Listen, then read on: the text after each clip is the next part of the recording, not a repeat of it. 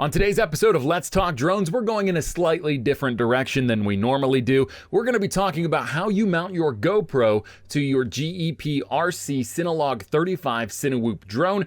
It's not terribly difficult, does require some patience and some touch and just a little bit of elbow grease. But once you pull this thing out of the box, we're gonna go over how you swap out the mounts and get the GoPro on top of your drone so that you can start shooting cinematic footage with your CineLog35 from GEPRC.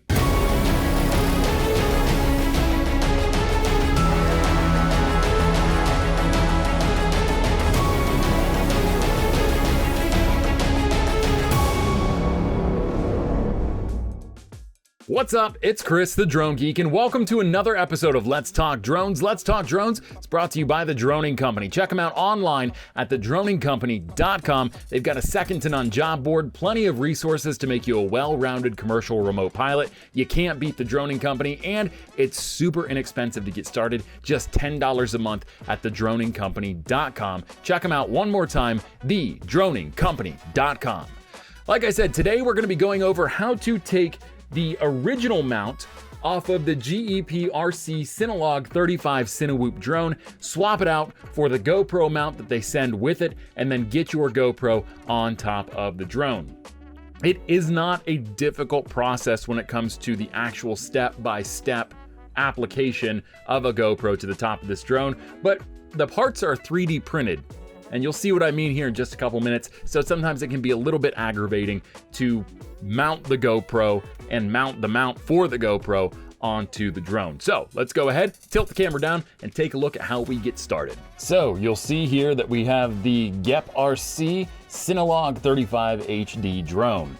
Ordered this from GetFPV.com, and it came in a nice little package. I'm not going to go through all of the unboxing parts of this drone. It's just sort of a how-to get your GoPro mounted onto this drone type of tutorial. So take a look at the aircraft. I've removed this from the protective vacuum seal that was in it.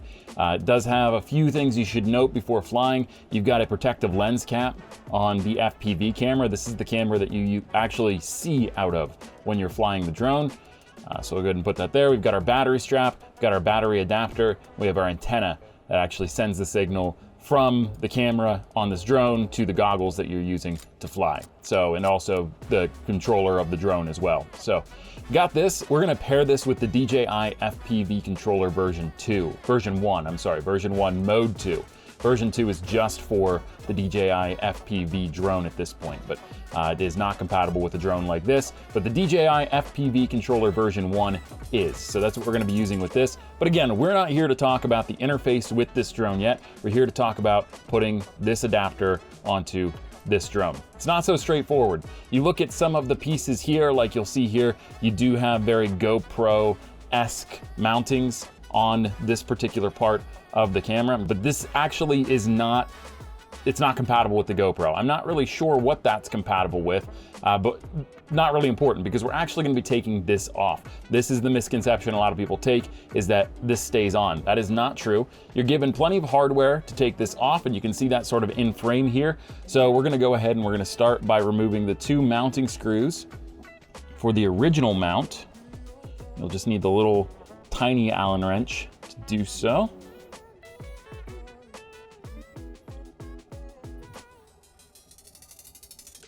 And they're not in there very tight, so keep note of that. You don't want to tighten these screws down so tight that you might damage something. So we'll go ahead and we'll take the other one off. Again, just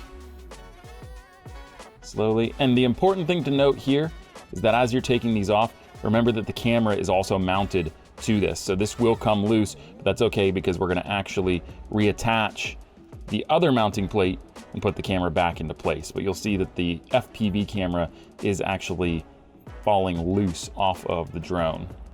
And that's important, why it's super important not to strip these screws, just because you could damage something, the mounting plate on this camera, which is at the end of the world. No, it's not the end of the world, but definitely a major inconvenience. So we've gotten this plate taken off. So this plate's done. I'm gonna set that aside. Now we're gonna mount our GoPro plate, which is gonna go on. You'll see that there are 4 holes technically. You've got 2 in the back here that are fixed, and then you've got the sliders on the front here. So we're gonna go ahead. So you'll see the little cut right here is actually gonna go towards the front. because you have a more distinct cut here where the camera is, whereas it's a little more gradual back here on the battery strap. That's where you're gonna put this guy. So the plate's gonna mount just like this, and it even fits perfectly on the original mounting plate, the vibration dampener plate.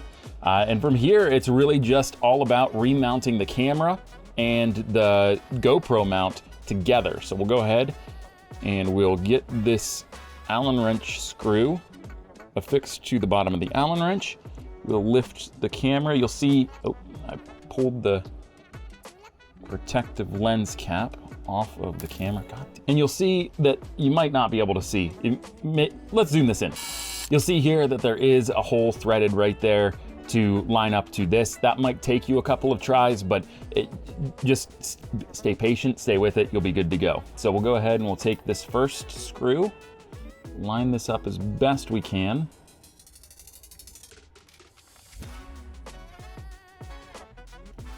Oops. Maybe this isn't gonna be as easy as I thought it was gonna be. Let's go ahead and do this. Let's go ahead and thread this through the first hole. Yeah.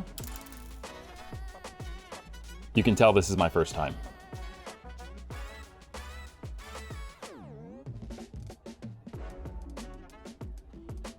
Slowly. Don't want to thread it. We got it in there. So now let's take it through a little bit.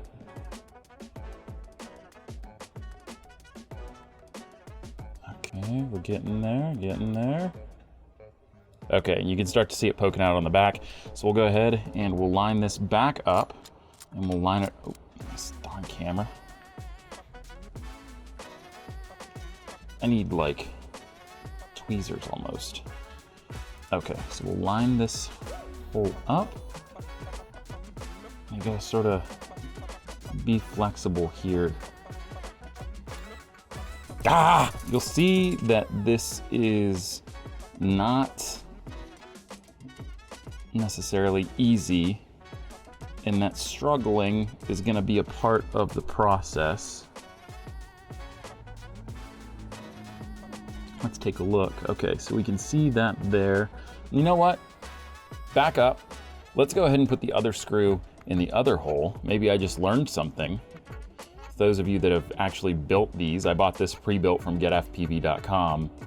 Those of you that have actually built these, you're probably going, oh my God, he's just realizing that. Hey, listen, if you found this video, first of all, thank you for watching. Second, I hope this makes you feel better if you were struggling like I was. I've already done this one time, and I just disassembled it and reassembled it for the sake of making this video, because I thought, hey, what great content. Yeah, you can see that even on my second go around, this isn't exactly easy. And I did this much harder the first time around. Now I'm actually learning how to make life a little easier on myself. So now the reason I did that is you have your two variable like slots there. We can just pop this down in there and it'll keep it all into place. Perfect.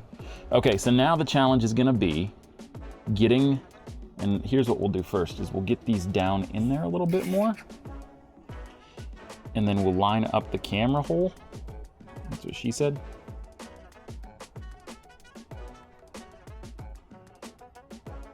And then we'll get the screw in. That's what she said. Hey, it grabbed. All right, cool. So the rest of this should be fairly easy. Let's knock on some wood there, though. Okay, we finally got it in there. And now, since they are on a little bit of a slidey slide there, you're able to adjust forward and backward. Of course, I threw the wrench after all of that very delicate work.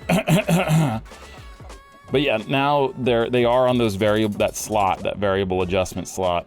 So they are able to slide forward and back. Well, not so much anymore, but just for extra measure, we are gonna put the screws in the back holes here to make sure that this doesn't move anywhere, because again, we do have the FPV camera on the front of that. So we'll take two of these screws here. Hopefully they fit. I didn't even check that because I didn't mount this the whole way when I had the idea for the video. I don't think they're going to. I think they're going to be a little fat. Oh, maybe not. No, they're going to go in. Yeah, there we go. So we'll just go ahead and work these in.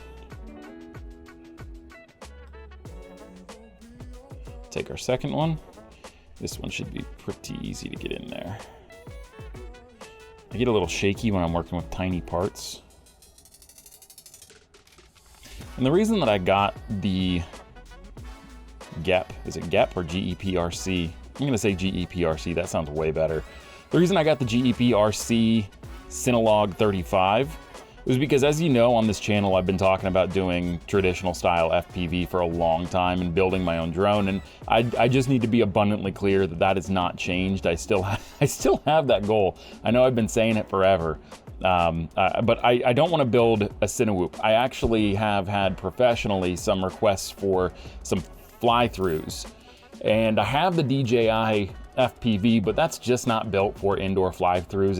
It goes a little too fast, and of course, unless you buy the prop guards, it doesn't have any propeller protection.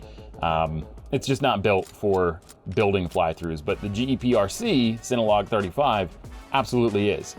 I am going to be building a freestyle FPV drone. That's the decision that I've made, because if I screw it up, no big deal. It's just for fun anyway. But this is a tool that I want to use for my business. So I am gonna go ahead and just let the professionals do this one for me. And maybe down the road, we'll revisit this and build our own Cinewhoop drone. So last part of this is to actually put the GoPro protector on to the mount, which you just have to sort of jimmy it on here. You don't want to break the dampeners or like ruin the pad or anything like that. I don't think it's easy to do. See some daylight there. So you're going to take this bolt that they brought with it, I believe, and you're just going to get that started like this. The other thing you could do is just actually mount the GoPro itself to the drone. Maybe I don't have that lined up the way I want it lined up. I don't. So we'll go ahead and we will. It's so flimsy on that dampener pad. It's hard to tell if I've got a good bite or not. Okay, there we go. I think that's about as good as it's gonna get. So I'll go ahead.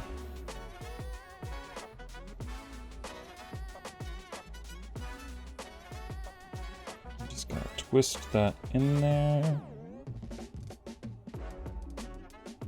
Keep working it, maybe. They gave me another Allen wrench. Where did I put that bag? There it is. This will be it. So they give you 2 Allen wrenches. They give you a variety of tools. The thing I will say about this is GEPRC did definitely make sure that I had everything I needed, no matter how I wanted to modify this drone. I mean, they've got all sorts of different stuff, and maybe I just am gonna bite my tongue here because I don't know if this is big enough to handle this bolt. It is not. Well, no, that's just spinning around in there. All right, so elbow grease it is. No, they're not getting anywhere. Let's do this then. Let's just make sure everything goes through, right?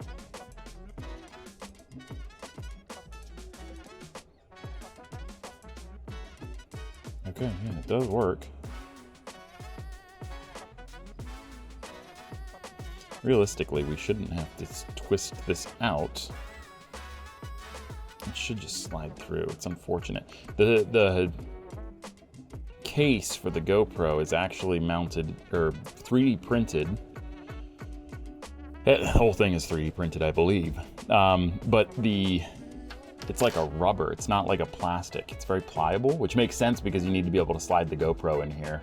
So it does need to be somewhat pliable. But that makes this part pretty not fun. Let's go ahead and let's flip it up here.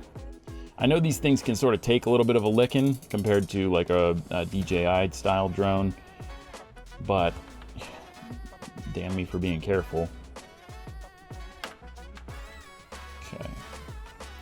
I think that might have been what I needed right there. Yeah, that's looking good. Maybe I just needed to stop being a wimp about it. Yeah, that's definitely going through now. You know what, I'm just gonna push it the rest of the way through. Perfect, okay. So that one did not go ideally, but it did work. Got a little cat hair there. Okay, so now that we've got that, the last part of this extremely arduous process is adding the safety cap to the end of this bolt, which is just as simple as putting it on there. And I'm not gonna do it on this video just because it's another step, but they do give you some wrenches, some just little basic wrenches that you can use to tighten this up. But in the meantime, I'm just gonna go ahead and finger tighten it. And there we go. And so, I had a GoPro sitting around here somewhere. Where did it go? Pro? There it is. Okay, and so, for instance, I have the GoPro Hero 8. If we wanted to mount this into the drone, just slide it right in here. Okay, as so. Although this is for the 10, it looks like.